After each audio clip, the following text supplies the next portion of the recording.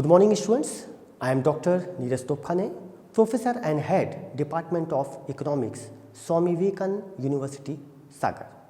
Today, I am going to deliver lecture on perfect competition. Actually, this topic is related to microeconomics. In this topic, I will discuss about price and output determination under perfect competition. Actually, this lecture will be useful for economics, commerce and also management students. I will deliver my lecture in two parts.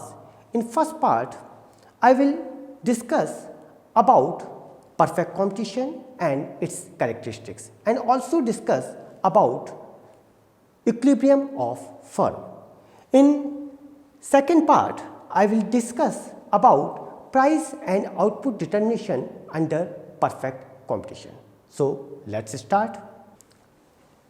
As we know, perfect competition is a market situation in which large number of buyers and sellers exchange the commodities. They have complete information of the market. The tendency of price is to be uniform across the market. जैसा कि हम जानते हैं कि पूर्ण प्रतियोगिता बाजार की वह स्थिति होती है जहाँ पे क्रेता तथा विक्रेताओं की संख्या बहुत अधिक होती है और वे सभी क्रेता और विक्रेताओं को बाजार का पूर्ण ज्ञान होता है। यदि हम एक फर्म के संदर्भ में बात करें कि जो फर्म होती है वह बाजार में समरूप वस्तुओं का उत्पादन करती है। यही कारण होता है कि जो वस्तुओं की कीमतें होती हैं वह बाजार में यूनिफॉर्म होती हैं अर्थात समान होती है। देखिए, बहुत से अर्थशास्त्री हैं जिन्होंने अपने अपने अनुसार इस प्रतियोगिता को परिभाषित किया है। यदि मुख्य रूप से मैं प्रोफेसर ब्लास की बात करूं तो इन्होंने बहुत सरल और सहज तरीके से इस प्रतियोगिता को परिभाषित किया गया है। According to professor Blas, the perfect competition is characterised by the presence of many firms. They sell identically the same product. The seller is a price taker. देखिए, इस परिभाषा में जो प्रोफेसर ब्लास ने जो महत्वपूर्ण बातें कही हैं निश्चित रूप से मेरे द्वारा पूर्व में भी बताई गई हैं कि जो बाजार होता है, परफेक्ट कंपटीशन होता है, इसमें फर्म की संख्या बहुत अधिक होती है और ये सभी फर्में समरूप वस्तुओं का उत्पादन करती हैं। लेकिन इसमें जो एक महत्वपूर्ण बात यह है कि जो फर्म होती है वह कीमतों को स्वीकार करती है, ना कि कीमतों का निर्धारण करती है। यदि हम पूर्ण प्रतियोगिता के विशेषताओं के संदर्भ में चर्चा करें, कैरेक्टरिस्टिक्स ऑफ परफेक्ट कंपटीशन, तो उसमें मुख्य विशेषताएं जो हैं वह इस प्रकार है। Large number of buyers, large number of firms, the product is homogeneous, no barriers to entry and the complete information of market, dynamics of production factors. अब मैं एक एक विशेषताओं के संदर्भ में आपके साथ में चर्चा करता हूँ। यदि मैं पहली विशेषता को लूँ कि large number of buyers and sellers in a market, यदि क्रेताओं के संदर्भ में बात करें अर्थात पूर्ण प्रतियोगिता की स्थिति में बाजार में बहुत अधिक संख्या में क्रेता मौजूद होते हैं। क्रेता अर्थात जो वस्तुओं की मांग कर रहे हैं।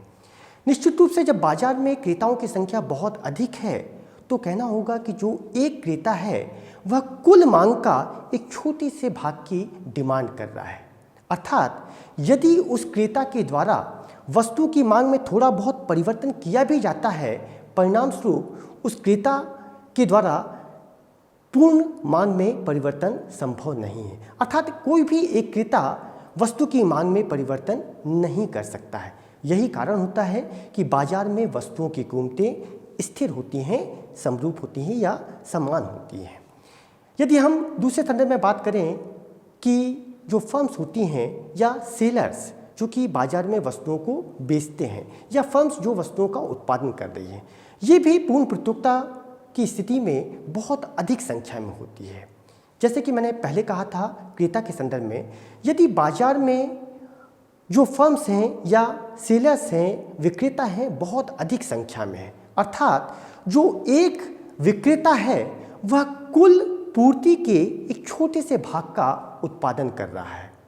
यदि एक विक्रेता अपने पूर्ति में थोड़ा बहुत परिवर्तन करता है, परिणाम स्वरूप कुल पूर्ति में कोई विशेष परिवर्तन संभव नहीं होता है।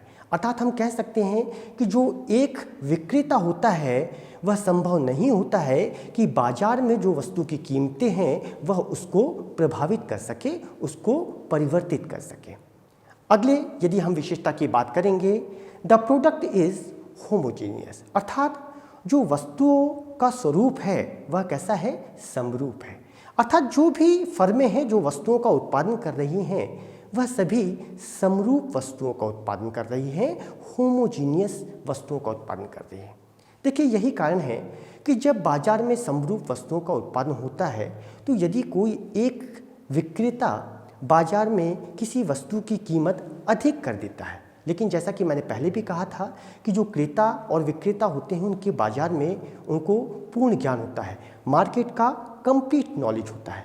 अर्थात क्रेताओं को यह जानकारी है कि जो जिस वस्तु को वह खरीदना चाहता है उस वस्तु की कीमत यह है। तो यदि कोई विक्रेता उस वस्तु की अधिक कीमत करता है, परिणाम स्वरूप जो क्रेता बाजार में मौजूद होंगे वह उससे वस्तु नहीं खरीदेंगे। परिणाम स्वरूप जो वस्तु की कीमत होंगी वह स्थिर होंगी, समान होंगी। अगली यदि विशेषता की बात करें, नो बैरियर्स टू एंट्री, अर्थात जो क्रेता और विक्रेता होते हैं, यदि हम विक्रेताओं के संदर्भ में बात करें तो जो फर्म्स होती हैं वो कभी भी उनका प्रवेश और बहिर्गमन स्वतंत्र होता है, किसी भी प्रकार के बंधन नहीं रहते हैं, रिस्ट्रिक्शंस नहीं रहते हैं पूर्ण प्रतियोगिता में। अगली विशेषता है कंप्लीट इंफॉर्मेशन। जैसे कि मैंने पूर्व में बताया था कि जो क्रेता तथा विक्रेता होते हैं उनको बाजार का पूर्ण ज्ञान होता है और पूर्ण ज्ञान होने के कारण निश्चित रूप से वस्तु की कीमत स्थिर होती है।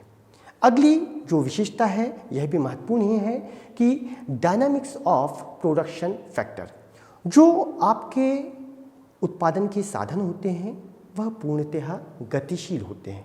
अर्थात उत्पादन के साधन एक उद्योग से दूसरे उद्योगों में जाने के लिए स्वतंत्र होते हैं।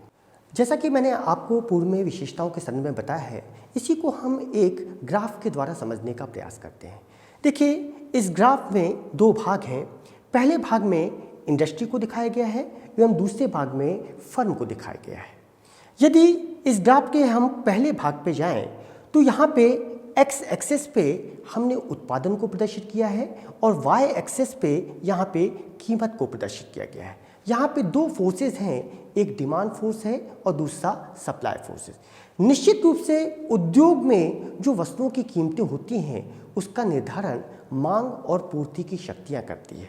जहाँ पर वस्तु की मांग वस्तु की पूर्ति के बराबर होती है वहाँ पे एक उद्योग संतुलन की स्थिति में होता है। इस ग्राफ में आप देख रहे हैं कि यहाँ पे जो डिमांड कर्व है और सप्लाई कर्व है वह P बिंदु पर एक दूसरे को काट रहे हैं, अर्थात P is a intersect point और वी कैन से कि इक्विलिब्रियम पॉइंट। और इस बिंदु पर जो वस्तु की कीमत है वह OE है और तथा उत्पादन है वह OK है। अर्थात जो एक उद्योग के द्वारा मांग और पूर्ति की शक्तियों से जो वस्तु की कीमत निर्धारित हुई है वह या तो हम कह सकते हैं OE है या दूसरे संदर्भ में हम कह सकते हैं PK भी इसे कह सकते हैं कि PK वस्तु की कीमत है। और इस कीमत पर एक उद्योग के द्वारा जो वस्तुओं का उत्पादन हो रहा है वह OK है। देखिए जैसे कि मैंने आपको बताया था कि जो उद्योग होता है वह वस्तु की कीमत का निर्धारण करता है, लेकिन जो बाजार में उसके अंतर्गत संचालित फर्में होती हैं वह कीमत को एज इट इज़ स्वीकार करती हैं और अपने लाभ को अधिकतम करने के लिए उत्पादन को बेचती हैं।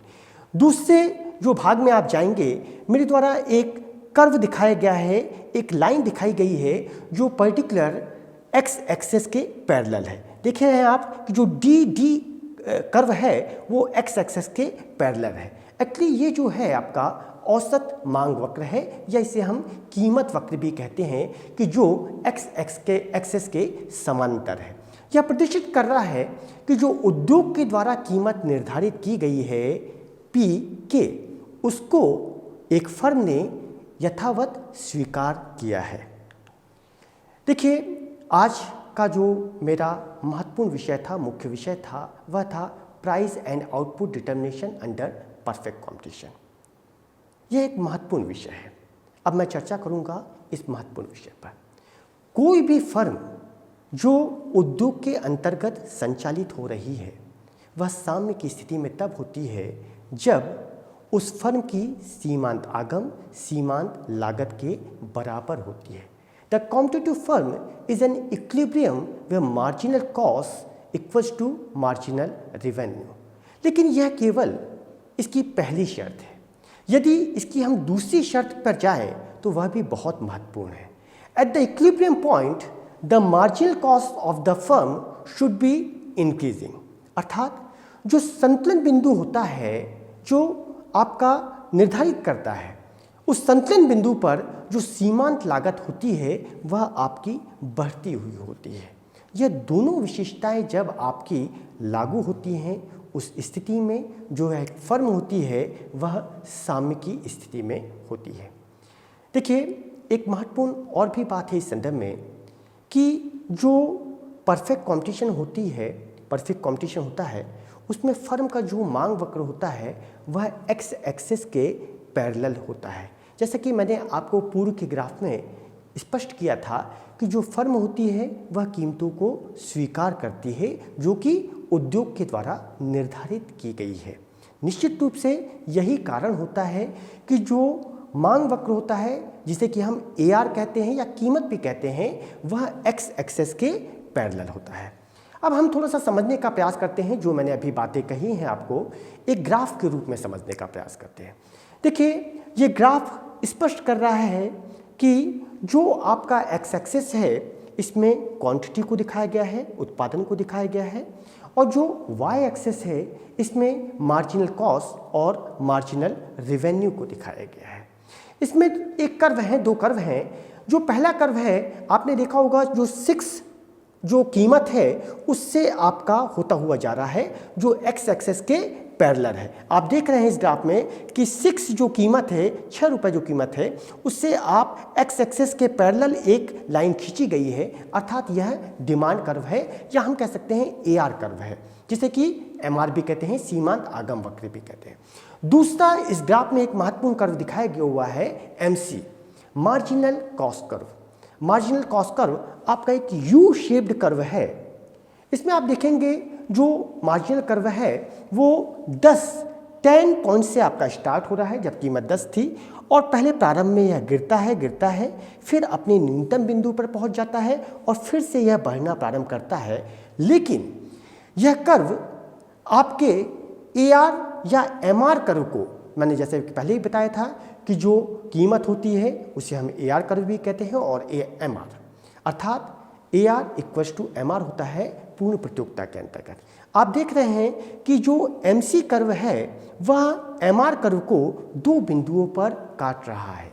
एक K बिंदु है तथा दूसरा जो बिंदु है वह T बिंदु है। लेकिन यदि हम पहले शर्त की बात करते हैं कि कोई भी फर्म साम्य की स्थिति में तब होती है जब सीमांत आगम सीमांत लागत के बराबर होती है, वह marginal cost equals to marginal revenue, वहाँ पर कोई भी फर्म साम्य की स्थिति में होगी।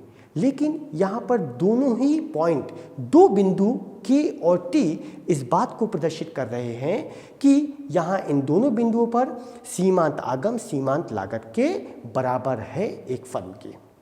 तो क्या ये दोनों ही बिंदु संतुलन बिंदु है, यह भी हमें समझना होगा। इसके लिए हमें देखना होगा कि आखिर दूसरी शर्त क्या है।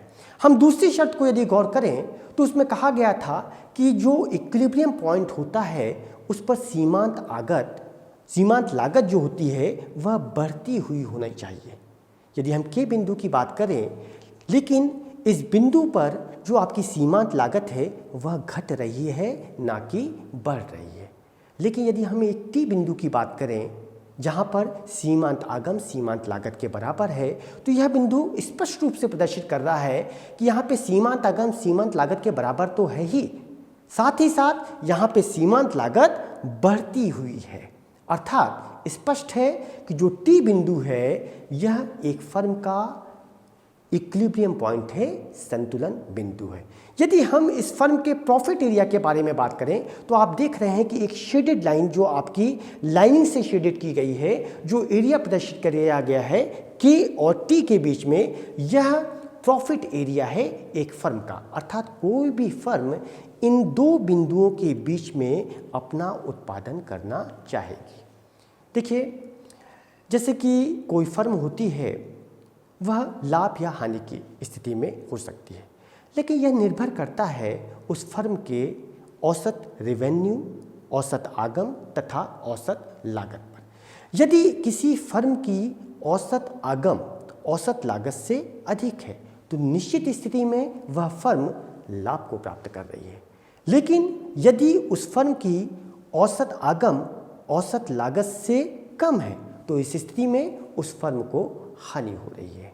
देखिए, कुछ महत्वपूर्ण बातें हैं जिसे मेरे द्वारा बताया गया है। यदि मेरे द्वारा जो आज व्याख्यान दिया गया है, लेक्चर दिया गया है, इसमें जो महत्वपूर्ण बातें सामने आती हैं वह मुख्य रूप से ये हैं कि यहाँ पे there are large number of buyers and sellers, बहुत लार्ज संख्या में, बहुत अधिक संख्या में क्रेता तथा विक्रेताओं की संख्या होती है, और ये जो क्रेता विक्रेता होते हैं यह सभी समरूप वस्तुओं का उत्पादन कर रहे होते हैं। कोई भी फर्म साम्य की स्थिति में तब होती है जहाँ पर सीमांत आगम और सीमांत लागत उस फर्म की बराबर होती है। जैसा कि मैंने पहले भी कहा था कि जो एक इंडस्ट्री होती है, एक उद्योग होता है, वह वास्तव में कीमत का निर्धारण करता है और जो फर्म होती है वह उस कीमत को स्वीकार करती है। आज मेरे इस लेक्चर में आपको कुछ महत्वपूर्ण बातें बताई गई थी, जिसमें कि मेरे द्वारा पूर्ण प्रतियोगिता, उसकी विशेषताएं तथा साथ ही साथ जो फर्म का इक्विलिब्रियम होता है इसकी संक्षिप्त जानकारी दी गई थी।